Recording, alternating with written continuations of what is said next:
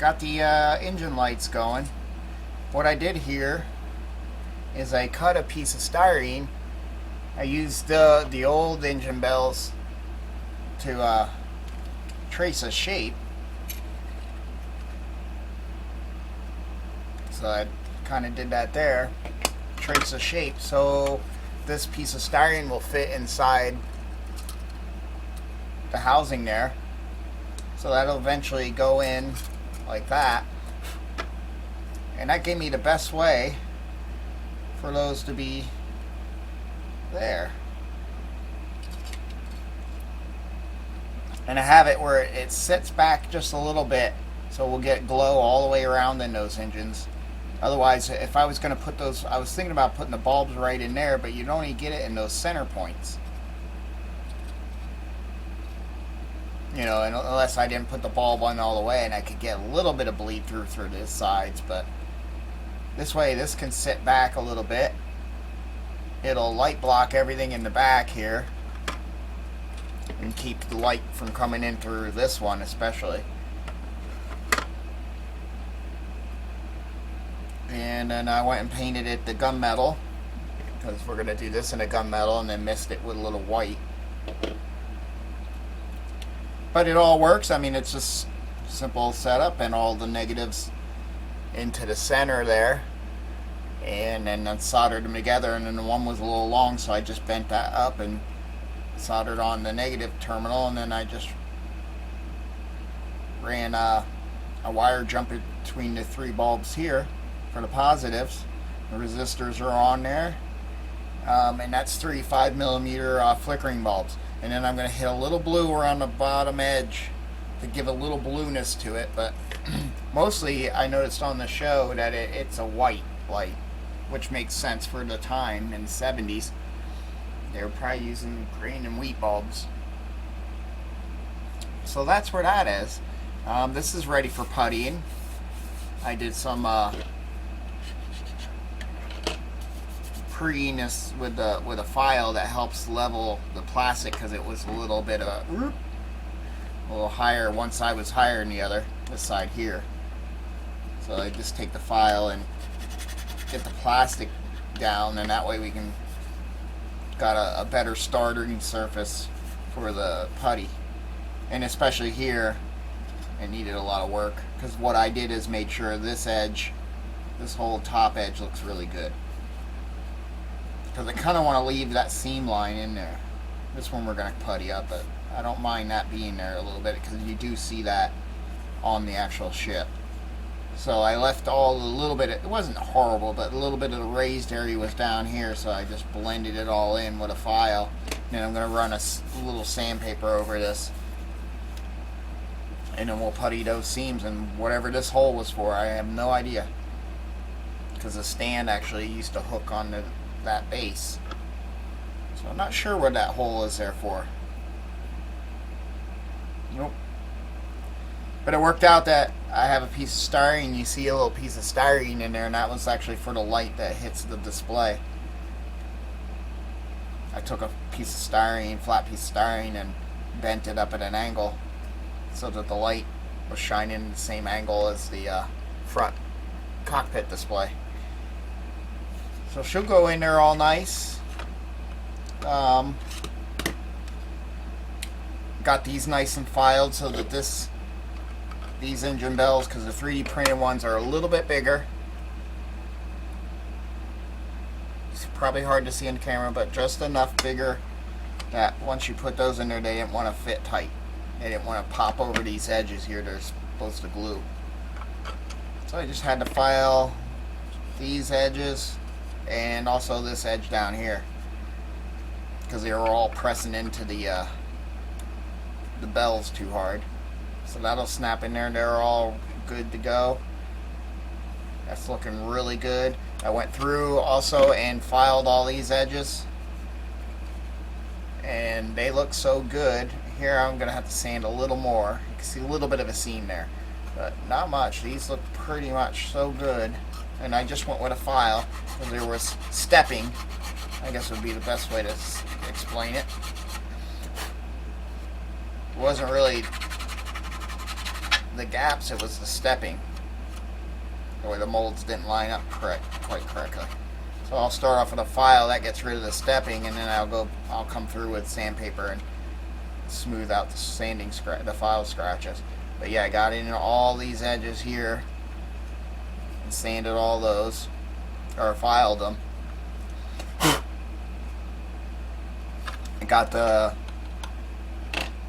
flat-headed rivet nut is super glued onto the kit. Figure I'd do that now. You can see how much it sticks up through. Those were a great purchase because those work great with these rod parts. What else did we do to this? That's pretty much it. She's ready to go. Give her a good sand. Drilled a hole here to accept these wires. But I'm going to paint all this first. And then we'll start running wire. I guess we'll run a real long wire, pair of wires to come down to the power supply. We'll get them up in here. We'll run an extension out here so we can grab those two wires, the blue and the green, that are feeding the cockpit lights. And then, so we'll have that stick through, and we'll just join them right here. Because there's plenty of room for a wire pocket. Because you got all this that I can tuck those wires back in. So we'll have it stick out, we'll solder, we'll connect them together there. That way I don't have to do all this or make them so long they come out to here. I was thinking about just extending them, which I could. Extend them and then stick that through and then tie them all in here. But all that we can do, because like I said, I think I'm going to paint this as is, like this, so I don't have to do any masking of this, because I do believe I do want to put a clear part on this. Yeah, I'm not 100% sure. I'll have to look, see if they look okay like that, or should I put clear parts in them. I was thinking clear parts because it would the light would hit the clear part, and then if I frost them, by scuffing it or even hitting it a little bit with white paint, it would spread the color, it'd spread the light out a little more. We'll do a test, see if we even have to do that. But if I do, then at least I don't have any masking to do. They really should have gave you a better support.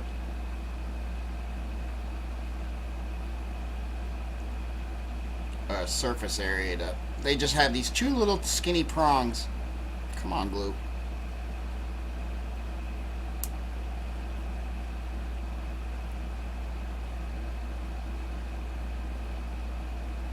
Yeah, they have like these two little prongs that are supposed to give enough support.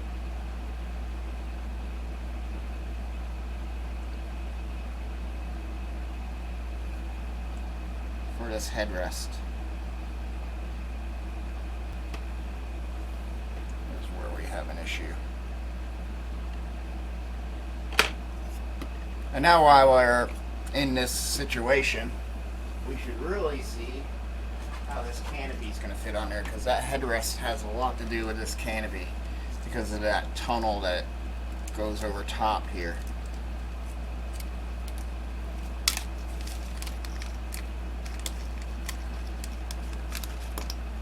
That piece. This will sit. Yeah, it's not quite an exact match neither, and that's kind of a bummer. But it could be this needs to get spread. And I bet you that's probably more what it is. Yeah, because even if I get it like that, so we're going to have to do a little sanding. Because the sides of this ship bend down, and this might be designed for the Mobius. But if we can do that, that'll get it to spread out a little bit. But I'll have to give these corners a little bit of an up shave, because this must, yeah, it comes down a little bit, these sides. Okay, my main concern was here.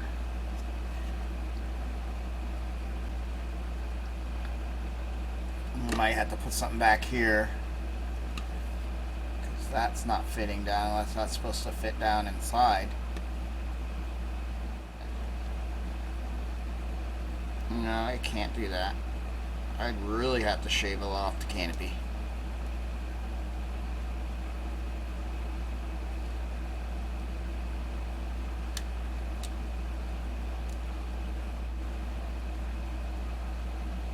That would be where it wants to sit.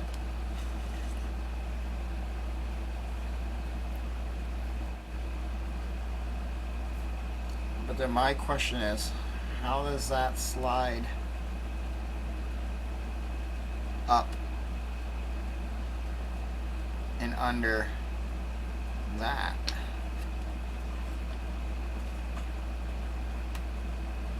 Yeah, because that's gonna... Oh, because that tucks under a little bit. This is supposed to sit up. Everything's flopping down. So this is supposed to actually sit up like that, and then we'll squish it like that. Yeah, because we're supposed to have all that tight. So that's how it'll slide under. Okay. So that solves that problem. Because we might actually attach this before we start doing any painting.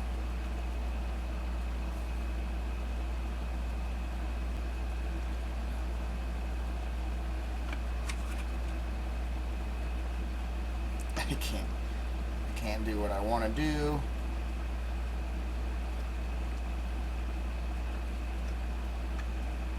Will you even fit in there? Now let's see, there's all kinds of issues. You're not even going to quite fit in here because you're a little wider.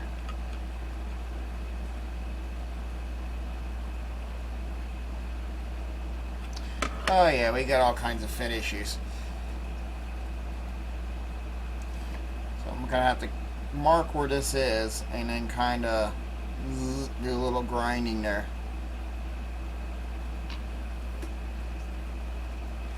Just a little bit on this wall here. Because as you can see, this one's really small, so it didn't... This one looks more accurate because they weren't that skinny. But alright, so we got that on there. Everything looks kosher. We'll let that cure for a bit. I should hit that with epoxy, but whatever. I hope that's my spit. Yeah, it is. It's like, how did I get super glue way up there?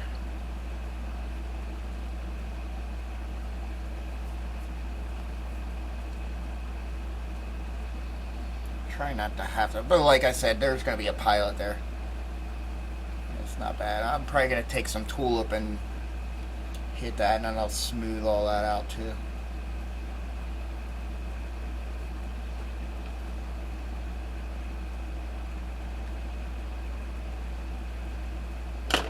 Actually going to get some and fix those corners again.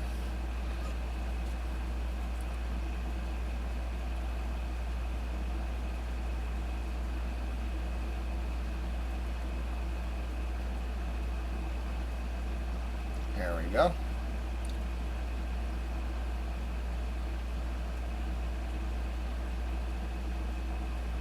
I love this stuff for a filling because A, it light blocks as well.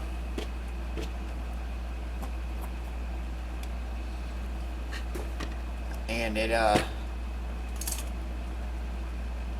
it'll level itself too. You can have it a little bumpy and almost look like a weld, and it'll eventually just level itself right out. And it's thick enough that it can fill a gap.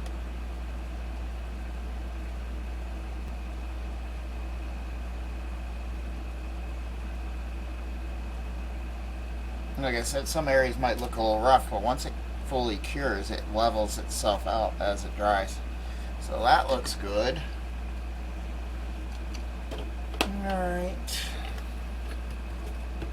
Make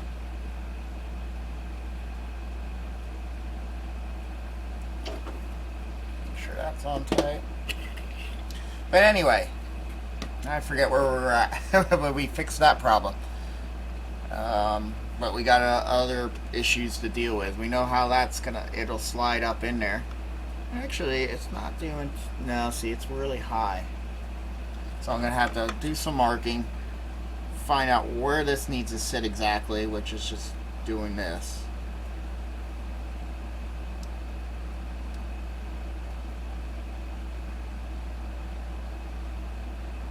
And then I'll have to mark on this where that spot is, which I think is, yeah, right there. That'll give me that point.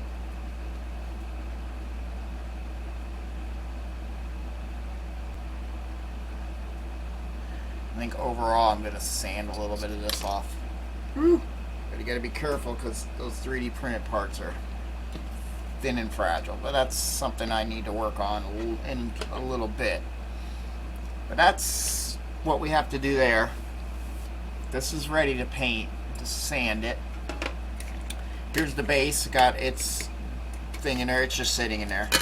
Because I want to sand all that, and I might even, and then this little post is going to work fine. I think that's going to give me enough height that when I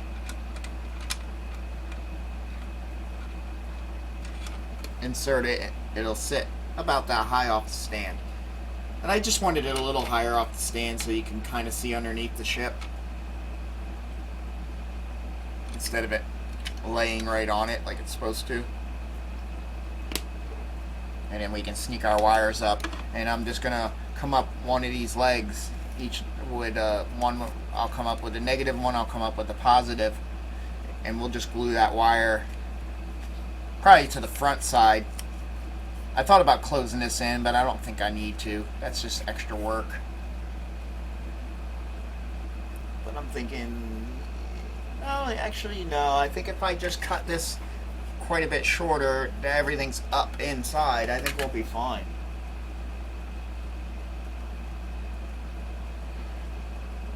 I mean, I could even close this, because this wouldn't even be hard to close. Put that piece of styrene here, and then have other ones come here, and then just fill the seams. And then you wouldn't even see any of that. That's an option too. But that's where this is. That'll work like that, but like I said, we'll bring wires up through here. Keep everything towards the front side. And then loop them up in. But that's, I don't want to say a quick update. But that's where we're at.